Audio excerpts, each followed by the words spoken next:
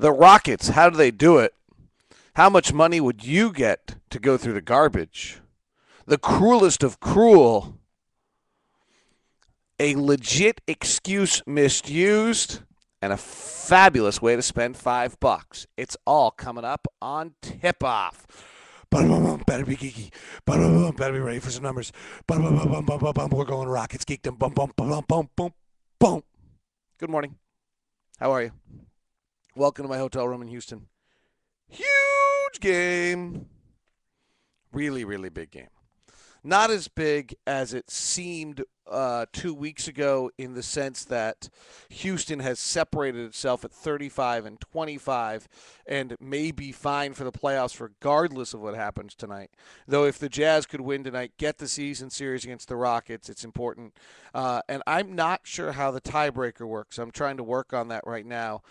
If there's a chance you end up in a three-way tie with the Rockets, there's a chance that the tiebreaker has to do with your collective record against the three. And since I think we're 0-3 versus Dallas, we need some wins against those kind of teams. We do have the tiebreaker at 2-1 against Denver, but the Rockets suddenly seem more playoff secure than Denver or Dallas the way they've been playing. And we will dig into some interesting numbers things to me on the Rockets. Daryl Morey is the numbers king, and I think there's somewhat of a mystery on how they've been able to do this, so we will dig into that. But first, a question.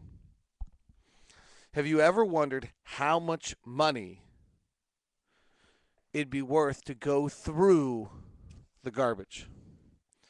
The answer is right here. This is an expense report for $690. And evidently, that's how much money I would be willing to go through the garbage for. Because we got on the plane yesterday, and Lori, our wonderful flight attendant, was, I had a bunch of paper, and she said, "Can I take that for you?" And I said, "Yeah, that'd be great. Actually, I've just been collecting all this, and sure, I'd rather take it somewhere we can recycle it, but let's deal with it here." So I hand her this huge collection. As we're getting off the plane, this was before we had taken off, I realized my expense report was in the middle of that. So at the end of the plane flight, I walk back into the back garbage behind the plane and dig into the bottom with all of the plane food, garbage, gunk, everything, and pull out the expense report. It's right here. It's a little goobery. My bosses don't listen to this, so um, in fact, who knows if they're even in the country. So they don't listen to this, and so I don't have to worry about them realizing that the expense report they're going to get is going to be all goobery. So I'm just sharing it with you. Yes, it was awful. It was one of those things. So then I go to the bathroom and I wash, and it was one of those things where, like, if a spider kind of walks on you, you end up feeling it like forever. Yeah, that was kind of gross. The second thing is the cruelest of the cruel I have ever heard. For any of you who have been through this process before, you will just cringe when I tell this story. The college acceptance letter. Oh, is there anything more stressful for a kid and a parent and everything else? UCLA sent out a letter accepting 894 applicants. That was wrong. UCLA's had to rescind 894 acceptance letters and place these people on a wait list, and none of them have gotten on yet. Oh my gosh. All right, let's get into some basketball. This is going to be a little geeky. It would probably be better if I did it as a post, but I wanted to get into it.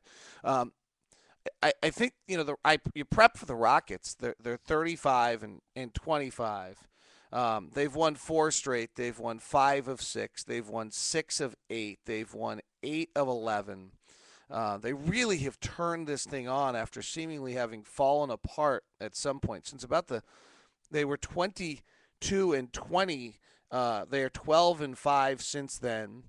They've really been, after their 5-7 start, they've been above 500 most of the year. And so you look at this roster of Goran Dragic and Kyle Lowry as your point guards, and Courtney Lee and Kevin Martin as your guards. And now Marcus Camby and Samuel Dallenberg, Luis Scola and Chase Budinger and or Patrick Patterson and Chandler Parsons and Chase Budinger, you have a bunch of players that are slightly above average, really. And all of them, if you place them in their order, are probably like, oh, that's okay without a star. And they're 32 and 25. It's pretty impressive. And so, numbers wise, I think there's some interesting things going on. You try to always decipher what Daryl Morey is doing. Let me start first with plus minus. There are only two players. There's only one player on their entire roster now who plays, who the team is negative plus minus when he's on the floor. And that's Kevin Martin, which is interesting because he's your leading scorer. He's the guy who traditionally you'd say 17 points a game, and I like him because he's usually very efficient. Every other player on the floor is a positive plus minus. Well, how is that possible? Because the guys that are negative plus minus has seemed to be traded. Johnny Flynn, traded. Terrence Williams, traded. Jordan Hill, traded.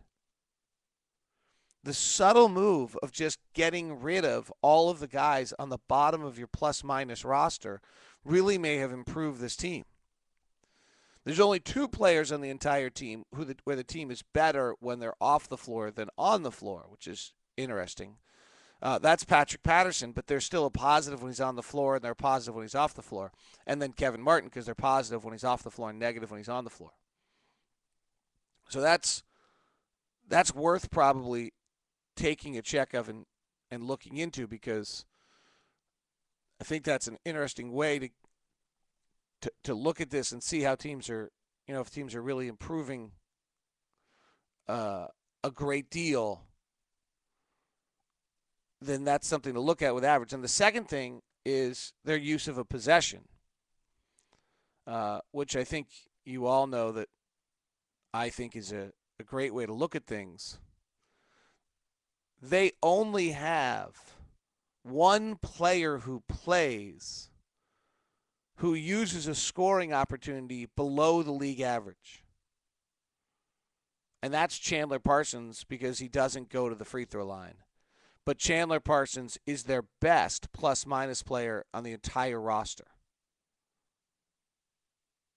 because he's so good defensively. When Parsons is on the floor defensively, they're about 2.5 points better. But every other player on their roster uses a possession above the league average. They don't have anyone elite. In fact, of the lock offensive ranking, where 20 and above is elite, they don't have a player who's 20.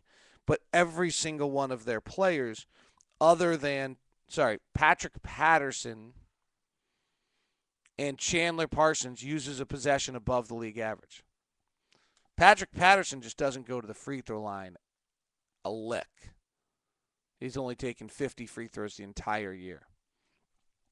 So he's a problem for them. But so they, of all their guys who use possessions every night, all but the 10 used by Chandler Parsons and the 9 used by Patrick Patterson are above the league average in either points per scoring attempt or points per possession, which includes turnovers as well. And some of them by a relatively – actually, you really don't even have to be by a significant amount. Some of them, Chase Budinger is a pretty significant above the league average. Kevin Martin's pretty good as well. Courtney Lee's okay. But if you just think about it, you come in, the league average is 15th in the league. If you're just a little bit above every single night on every single play, then you're really in very, very good shape. And in turn, Houston is the 8th best offensive team in the league. I mean, contrast this to us for a second. We just don't fit this statistical model. This is always what I've believed. If you just put a team together of players who use possessions above the league average, you'll be fine. We have 20 possessions a night from Al Jefferson that's below the league average, 5 a night from Cantor that's below the league average, 8 a night from Burks that's below the league average, 10 a night from CJ that's below the league average, 10 a night from Josh that's below the league average, and 5 each from Jamal and Earl that's below the league average.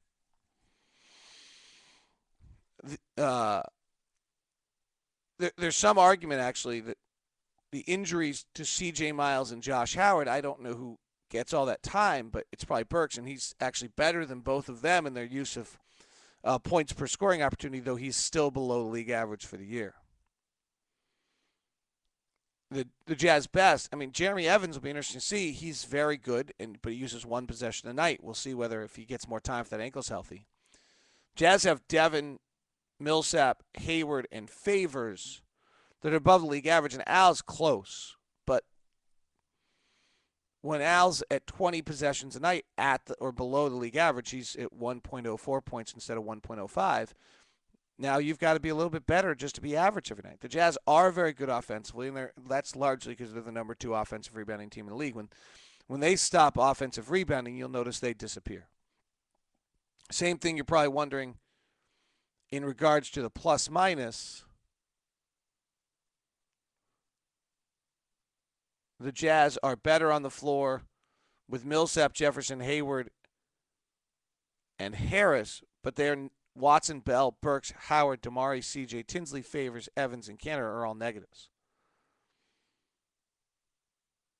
And so we just don't match this same thing of how Houston is so darn good. A few other notes for you. That's kind of what I've got for you today. I hope you find that geeky stuff somewhat enjoyable. Boston's win was pretty interesting last night. They win tonight over Atlanta. They've got home court advantage. They're still a threat. With Rondo and Pierce, their age issue is a non-issue because the other guys are complementary players. It's where, as I've talked about all year, the Lakers have a problem. But that's a pretty darn interesting win. Keep an eye on Portland. LaMarcus Aldridge, right hip injury. They may be shutting him down, which would be good for us. We have 2 more games of them. I think we need 5, maybe 6 if everyone shuts everyone down and people get an extra win. But I think we need 5, maybe 6 to get in the playoffs. I want to make one comment on Ozzie Guillen. I've always thought it's a very legitimate excuse, particularly for Latin American players who come to usually baseball and have to do interviews in a second language and often make mistakes in that language. You know, it's interesting how we deal with, culturally, how we deal with this, because if somebody comes from Asia, we put an interpreter with them so that they don't make a fool of themselves. One of the kids comes off the islands and we don't do anything for him. I've always been mesmerized by that in the world of baseball. That the Spanish-speaking players get treated terribly, whereas the Asian-speaking kids come over and they immediately have an interpreter and we coddle them and make sure they're all right.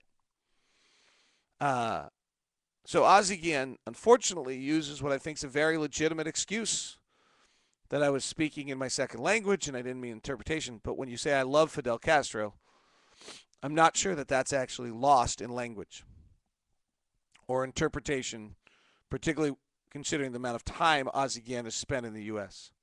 I'm always saddened to see someone use legitimate excuses the wrong way. The Bobby Petrino story is obviously incredible and worth keeping an eye on. Final thing for you, if you're a fan of comedy, Scotty G and I often am, Louis C.K. put out a self-released online album a little while ago. He's a Little Dirty. I would strongly suggest it if you've not already checked it. It's Louis and then letters C.K. He's on the dirtier end of things. So for those of you that are bothered by that, I wouldn't jump into that. There's a new one out though by Jim Gaffigan. Jim Gaffigan, Gaggafgin, I think. Gaffigan. That might be misspelled, and he's put it out $5. I have not seen it, but his other stuff is terrific. He's clean. He does not swear. So you might be of interest for those of you who like stand-up comedy. Podcasts coming out. We put out Hometown Heroes yesterday. I'm trying to work on a best of Tyrone Corbin from All Our Coaches show this year. Probably another Hometown Heroes. But if you have anybody you really want to hear please let me know. I have some time this week to be able to record things. That, my friends, is tip off. Have a good one. Oh, vocal today. Noon. Talk to you then.